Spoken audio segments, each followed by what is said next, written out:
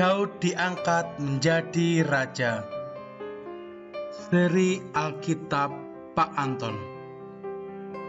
Setelah Daud mengalahkan orang Filistin, maka Saul dan Daud beserta semua tentara pulang.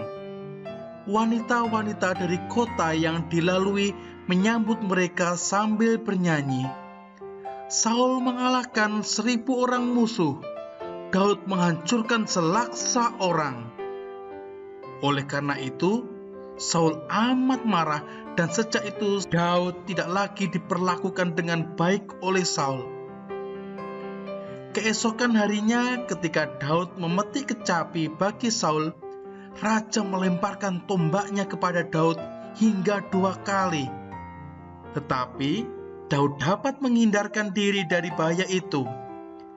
Sejak itu Saul takut terhadap Daud karena dilihatnya bahwa roh Allah ada padanya.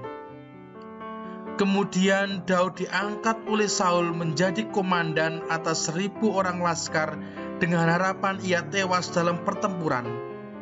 Tetapi Tuhan beserta Daud dan ia dikasihi oleh segenap rakyat. Setelah kemenangan Daud atas Goliat, Yonatan, putra Saul, mengadakan persahabatan dengan Daud. Ia mengasihi Daud seperti dirinya sendiri. Ia berkata kepada ayahnya, "Janganlah kiranya ayah berbuat jahat kepada Daud abdimu. Ia telah mempertaruhkan nyawanya dan mengalahkan orang Filistin itu." Saul mendengarkan perkataan Yonatan dan bersumpah, "Sesungguhnya Daud tidak akan dibunuh." Ketika perang berkobar sekali lagi, maka Daud memerangi orang Filistin dan sekali lagi mereka dikalahkannya. Saul iri hati lagi, roh jahat turun ke atasnya, lalu dilemparkannya tombak kepada Daud. Daud mengelak, tombak mengenai dinding. Daud bersama-sama dengan beberapa orang yang setia melarikan diri dan bersembunyi ke padang gurun. Yonatan meminta diri kepadanya dengan menangis, katanya, "Pergilah dengan selamat. Apa yang telah kita janjikan atas nama Tuhan tetap ada untuk selama-lamanya." Karena dikejar oleh Saul, maka Daud lari dan bersembunyi di pegunungan En-Gedi. Saul mengepalai 3.000 orang serdadu untuk mencarinya. Saul masuk suatu gua untuk beristirahat. Di dalam gua yang sama pula, Daud bersembunyi dengan orang-orangnya. Maka berkatalah mereka kepada Daud, "Pada hari ini juga seterumu sudah diserahkan padamu." Sahut Daud, "Janganlah kau angkat tanganmu terhadap orang yang diurapi Allah." Dengan diam-diam, Daud memotong ujung pancung mantel Saul, lalu ia pergi. Setelah Saul meninggalkan gua itu, ia dipanggil Daud, katanya, "Tuanku Raja." Saul melihat ke belakang.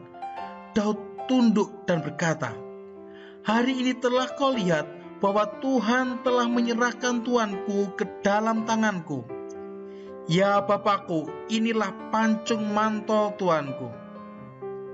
Saul berkata, "Inikah suara anakku Daud?" Dan ia menangis terseduh-seduh. Lalu ia berkata, "Engkau lebih baik daripada aku.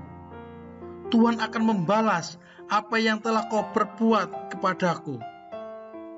Telah kuketahui bahwa engkau akan menjadi raja, dan di tanganmu kerajaan Israel tetap berlangsung." Saul kemudian pergi. Daud dengan orang-orangnya masuk ke pegunungan. Sesudah itu berperanglah antara orang Israel dengan orang Filistin di pegunungan Gilboa. Orang Israel dikalahkan. Yonatan tewas bersama dengan kedua saudaranya. Saul mendapat luka berat. Ia berkata kepada juru senjatanya, "Ambil pedangmu dan akhirilah hidupku." Oleh karena orang itu ragu-ragu, maka Saul mengakhiri hidupnya dengan pedangnya. Atas titah Allah, Daud pergi ke Hebron. Orang dari suku Yehuda datang dan mengurapinya, menjadikannya raja. Abner, hulu balang Saul, mengangkat Isobet, salah seorang anak Saul, menjadi raja. Suku-suku lain mengakuinya, sehingga lahirlah perang saudara yang lama antara bangsa Daud dan bangsa Saul. Makin lama makin bertambahlah kekuasaan Daud.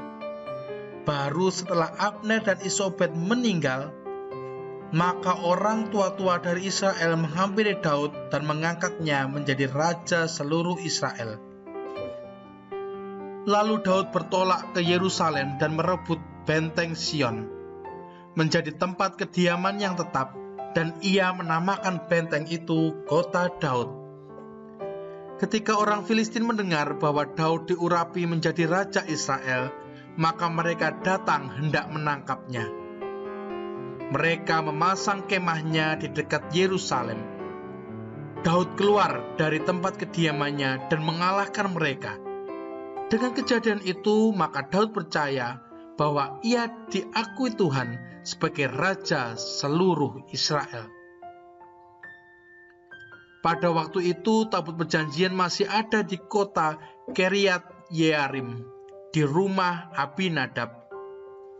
Di puncak bukit Sion didirikan oleh Daud suatu kemah kudus baru.